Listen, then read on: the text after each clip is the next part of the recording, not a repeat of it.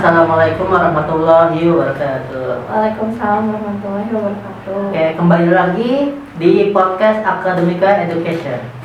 Nah, kali ini saya mendatangkan narasumber yang sungguh sangat hebat, berpengalaman tinggi dalam mengajar bahasa Inggris. Amin. Boleh perkenalan diri?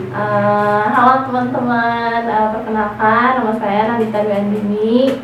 Kalau ngajar biasa dipanggil bisa teh, bisa kak, bisa miss. Tapi biasanya panggil kakak atau nggak teteh. Miss Dita biasanya. Kalau nama yang kecil ya. Oke, Teh Dita. Ya. Teh Dita, sebelum kita mulai masuk ke pembicaraan, boleh kita jadwal dulu. Boleh. Oke. Academic Education, cerdas berprestasi. Oke. Hari ini kita mengambil tema bahasa Inggris itu apakah hafalan? Seperti itu. Kalau tidak gitu ya. Iya. Apa sih yang bikin Teh Dita ini tertarik menjadi guru les bahasa Inggris atau guru bimbel bahasa Inggris itu sendiri? Ya, pertama karena kan sesuai jurusan juga. Saya jurusan sastra Inggris dari Universitas Pajajaran. Walaupun sebenarnya kan sastra Inggris bukan pendidikan ya. Iya. Tapi aku milih jadi guru les karena senang mengajar anak-anak. Senang mengajar. Seru. Kira-kira nih kalau untuk bahasa Inggris itu sendiri, katanya bisa menyebutkan dalam satu kata, apa katanya? Iya tadi sama sih seru. Kalau menurut aku seru. Inggris itu seru. Seru, iya seru. Menyenangkan. Fun ya. Nah, kita mulai masuk nih ke permasalahannya Teteh. Kan banyak ya siswa baik SD, SMP ataupun SMA belajar bahasa Inggris itu hafalan. Ya. Menurut Teteh itu gimana? Benar atau salah? Cara pandang Teteh? Sebenarnya boleh lah ya cerita sedikit pas masih dari aku sekolah. Sebenarnya ketika masih aku kan sebenarnya suka bahasa Inggris bener dari kecil kan, suka dengerin lagu awalnya. Terus pas sudah SMP SMA mulai suka baca novelnya. Nah menurut aku tuh aku nggak ngerasa aku ngehafal vocabulary atau nggak bahasa Inggris itu sendiri karena aku tuh kayak jalannya tuh prosesnya tuh aku suka dulu gitu. Jadi aku nggak ngerasa aku harus ngehafal kayak gitu. Jadinya menurut aku sih kalau banyak anak-anak yang mikirnya bahasa Inggris itu hafalan, berarti mereka tuh sebenarnya belum enjoy belajar bahasa Inggris sih. Kayak gitu.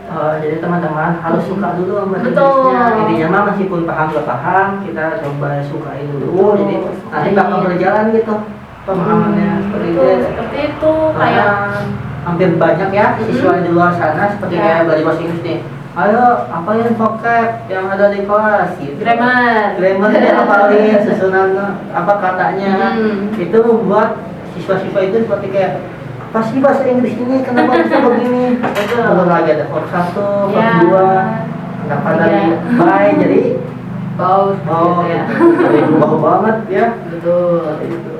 Nah, metode apa sih yang biasa digunakan ketika mengajar siswa supaya si siswa itu cepat paham, bukan cepat hafal?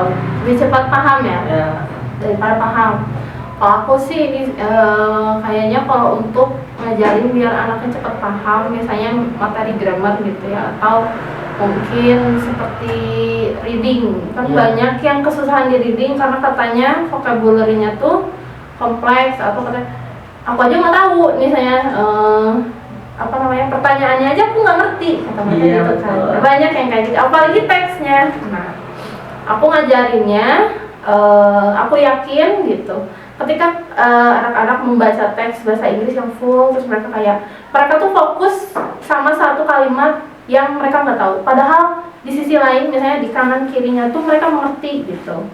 Misalnya kayak gini, ada di teksnya tuh you are incredibly talented. Nah mereka tuh fokus sama incredibly-nya, padahal kan ngerti ya kalau you dan talentednya itu kamu bertalenta gitu aja. Nah jadi kalau untuk aku sih ngajarin untuk reading kayak teks yang panjang, coba jangan fokus sama satu kata yang kamu tidak mengetahui gitu. Nanti terfokus dan malahnya tuh kayak buyar gitu. Nah, kalau terfokus terus pas nyari artinya, kok gak nyambung. Ya, bingung juga ya. Benar. Betul kayak gitu. Jadi fokus kiri kanannya kalau lagi paham ya sambungin gitu. Betul, jangan fokus sama hal yang kita tidak tahu. Itu bisa kita cari nanti belajar. Betul. Nah, nanti gimana nih ya? Kalau misalkan kan grammar itu kan kayak susunan kata yang begitu sangat rumit, Iya. kayak rumusnya udah kayak matematika. Betul sih. Itu gimana sih cara ngajarin grammar loh Iya. ke siswa yang notabene kayak apa sih harus ada rumusnya Betul. gitu. Itu gimana supaya ya itu supaya asik, seru dan seperti hidup gitu kalau belajar. Benar sih. Nah, balik lagi kalau aku ngajarin grammar kan kebetulan mengajar conversation ya, SD, SMP, SMA.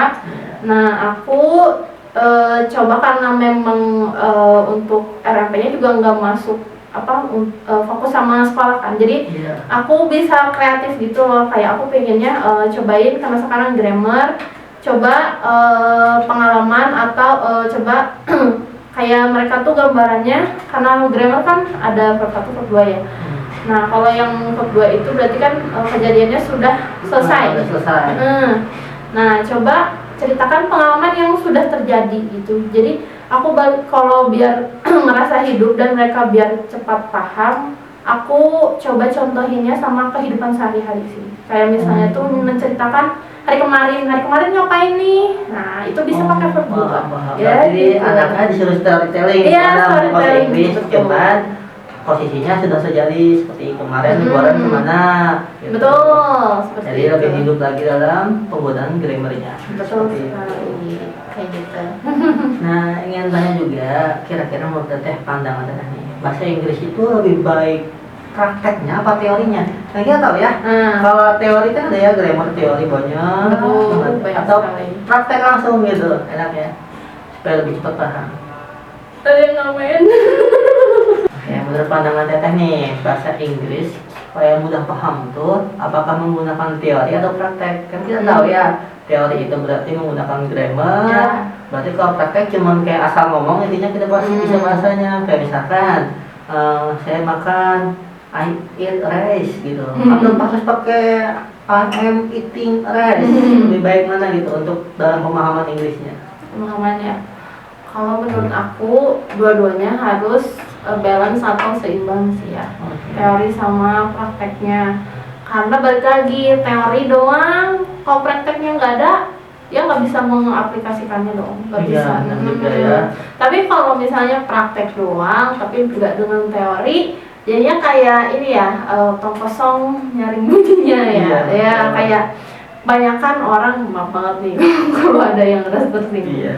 Kebanyakan orang yang kayak pintar bahasa Inggris, dia tuh kelihatannya kayak pintar aja, tapi misalnya untuk grammarnya padahal nggak jelas gitu. Nah, itu karena tidak dibarengi dengan teori, kayak dia praktek doang. fokusnya praktek doang, harus tetap balance sih, gitu. Tapi kalau misalnya berani mencoba, apa ya, aku hargain banget sih anak yang dia misalnya dia seenggaknya walaupun dia kan asbun gitu ya, asal bunyi, tapi aku hargain sih dia udah berani untuk mempraktekkan bahasa Inggris gitu. Kadang kan banyak anak yang kayak misalnya tuh dia tuh takut salah duluan, terus jadi prakteknya nggak nggak pernah. Belajar teori, nggak pernah praktek, Iya. karena takut Betul. salah. Jadi intinya harus balance teman-teman, baik Betul. teorinya maupun prakteknya. Jadi bahasanya kalau kita praktek terus tanpa teori, nanti ketika kita disuruh bikin buku dalam bahasa Inggris, Ya. itu acak-acakan.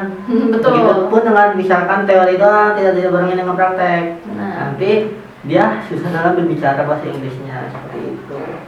Nah, dilanjut, tantangan terbesar bagi Teteh ketika mengajari bahasa Inggris. Karena dulu ketemu anak-anak tantrum, apa sih kenapa bisa dari bayi bok gitu berubah banget gitu. Bener, ada. Tantangannya. Kadang aku kayak misalnya banyak sih yang kayak gitu ya. Ya. Nah, apa beda? Kok nggak enakan kayak gini? Ya gimana lagi ya, mau udah rumusnya gitu. Kadang aku ngevalidasi sih, iya ya, kenapa sih bahasa Inggris kayak gini? Kita cekek aja ya, bikin bahasa Inggris. Kadang aku bercandain, kadang aku bercandain, aku validasi karena memang bahasa Inggris ini kalau untuk anak yang nggak enjoy ya nggak mudah. Kayak gitu. Aku tentunya validasi perasaan mereka ya. Kadang aku juga bercanda. Kita demo aja bikin bahasa Inggris ya gitu. Kita demoin aja gitu. Gitu. Aku validasi. Tapi untuk pengertiannya aku coba kasih paham mereka, kayak kasih paham random. Aku aku coba memberikan pemahaman ke mereka tuh kayak tentunya kan Indonesia itu pakai ya bahasa Indonesia gitu ya.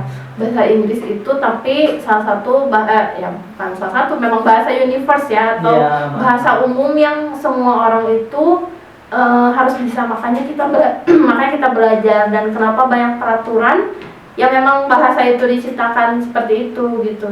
Karena memang mungkin kalau untuk orang Indonesia kan aku sudah makan tetap makannya tetap makan. Kalau jadinya kan kalau bahasa Inggris kan jadinya I eat jadi I ate ya gitu. Ada perubahan memang. Aku coba validasi perusahaan mereka pertama yang tadi, terus kedua mungkin aku kasih pengertian sih, karena nggak mungkin mereka nggak bisa paham atau belajar gitu. Mungkin cuman kayak konsepnya aja belum. Kadang konsepnya aja masih gimana ya? Ya menerapkannya agak sedikit sulit ya. Betul. Kira-kira teteh punya pengalaman lucu nggak? Soalnya aku pernah dengar teh. Ini bahasa Inggris kan juga grammar kan rumus ya. Berhubungan dengan matematika. Kalau matematika rumus bisa dibuktikan, asal usulnya. Kalau Inggris itu gimana teh? Misalnya kayak ada siswa nanya gini, teh kok kenapa grammarnya begini? Asal usulnya dari mana? Ada nggak suka yang nanya gitu? Saking berpikir kritisnya tapi menyangkutkan Inggris dengan matematika, kan matematika logika bisa dibuktikan. Sama ini sih aman sih. Kalau ini belum ada yang nanya kayak gitu, kayaknya aku bingung juga kalian kayak gitu ya.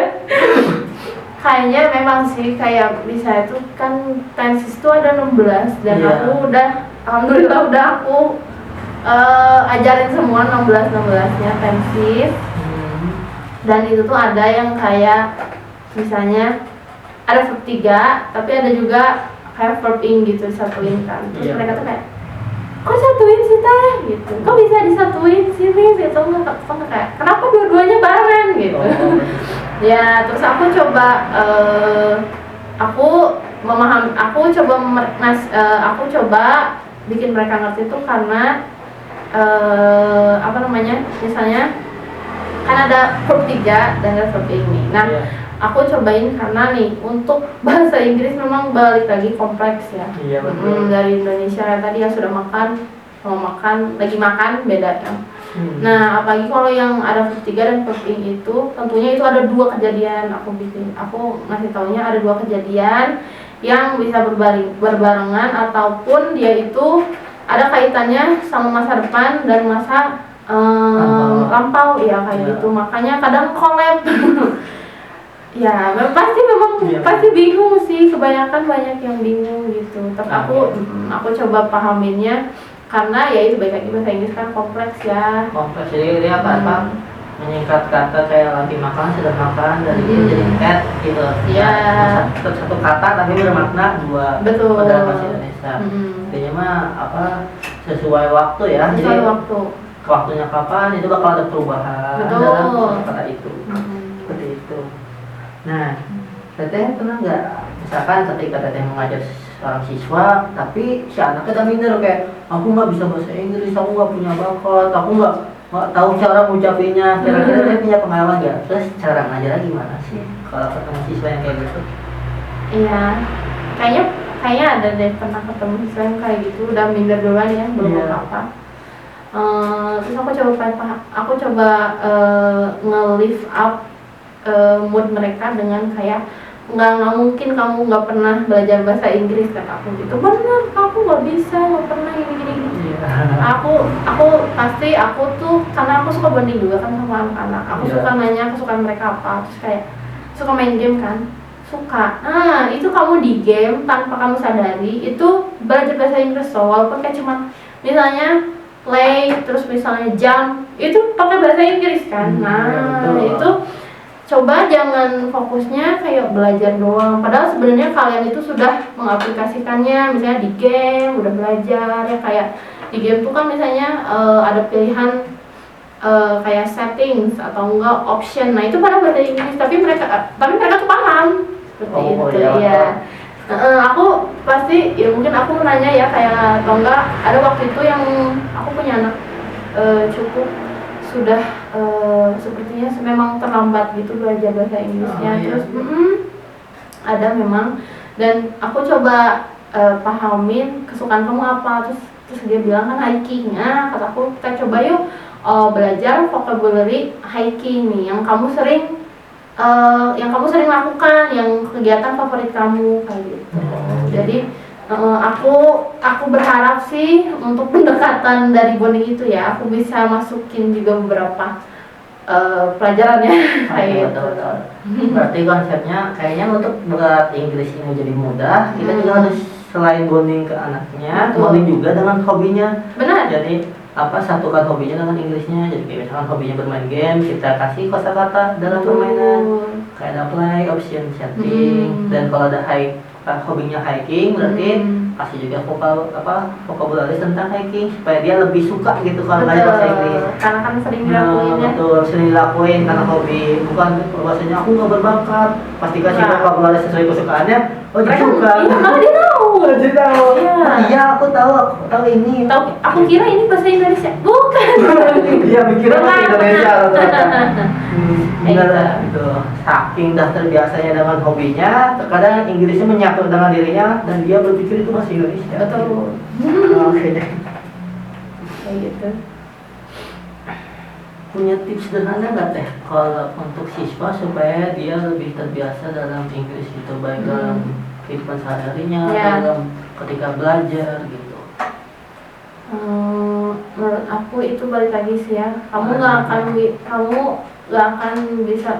akan bisa cepat paham atau enggak ya kalau kamu belum suka sih. Menurut aku cobain untuk misalnya, karena kalau aku juga dari dulu kan ya, aku awalnya suka misalnya kayak baca komik tapi pakai bahasa Inggris gitu. Meskipun nggak paham artinya? Awalnya tentu saja bolak-balik Google Translate ya dulu waktu masih belum. Tapi nanti lama-lama tuh kayak udah tahu nih artinya ini. Kayak gitu. Coba terbiasa, suka karena terbiasa sih. Betul. Bahasa Inggris tuh menurut aku suka karena terbiasa. Karena kalau nggak terbiasa nggak akan suka. Ya, kalau udah mau duluan. Betul. Ya, apalagi misalnya dengerin lagu, nonton film, terus atau enggak punya konten kreator yang di sosial media yang mereka suka, misalnya orang bule gitu. Nah itu bisa banget dicontohin kayak mereka ngomongnya kayak gini ya gitu. Atau enggak bisa Taylor Swift, dengerin coba selain lagunya kita bisa dengerin aksen. Nah dia ngomong pronunciation, iya cara ngomongnya betul, bisa kita ikutin lah, bisa kita jadinya ikut belajar dalam lagu. Betul. Jadi kayak sebenarnya belajar bahasa Inggris nggak formal di sekolah gitu ya, bebas bisa melalui lagu, bisa melalui game juga gitu. Betul, dari game, dari film banyak. Oke. Menurut Teteh nih ya, kira-kira perbedaan yang signifikan belajar bahasa Inggris di sekolah dengan bimbel atau kelas privat? Teteh megang bimbel kelas privat ya? Kelas privat bimbel ya, megang bedanya ya. Kira-kira bedanya apa? Kan kalau misalkan Teteh ngajar di sekolah nggak?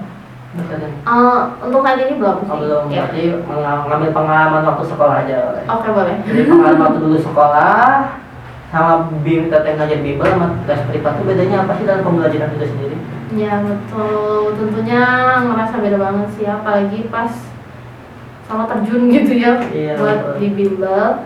Tentunya kalau di sekolah itu kita nggak terlalu diperhatikan sama gurunya. Kalau aku waktu aku sekolah sih, karena kan anaknya juga banyak ya.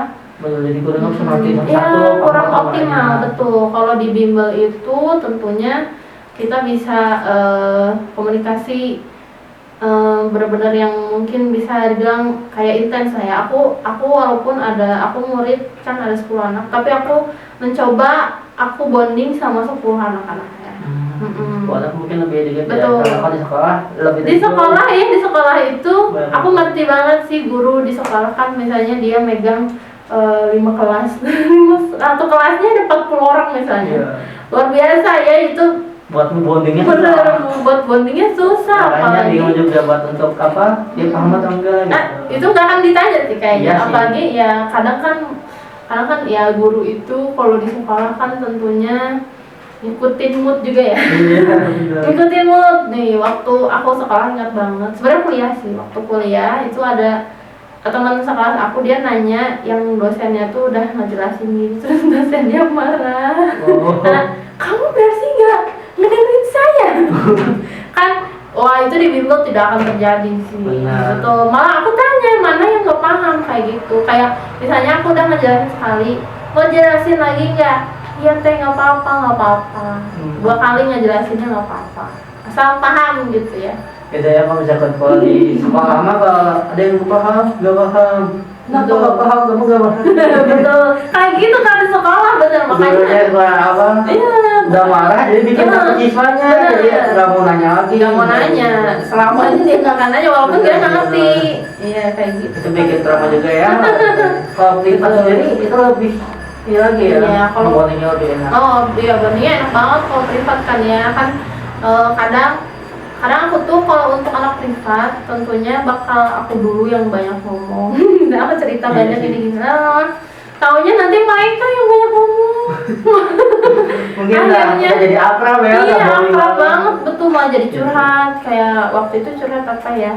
Aku pernah dia tuh tiba-tiba ih kak aku baru ini baru ketemu udah langsung curhat ya karena itu dia kan aku mancingnya dengan aku yang cerita juga gitu. Oh, Gak iya. bisa kita kalau untuk privat dan kita yang kaku gitu ya aku Iya. gak bisa sih. Kalau privat kamu mah kayak kurang ya. Nggak mau masuk kasihan anaknya. Jadi privat mah bondingnya lebih enak ke Betul. anaknya. Jadi tempat curhat juga bisa. Betul. Bahkan ketika dia nggak paham dia langsung nanya, kita juga Benar. bisa langsung menjawab tanpa marah. Karena Betul. posisi satu orang menghadapnya. Seperti itu. Terima kasih deh. Ya, udah. Oke.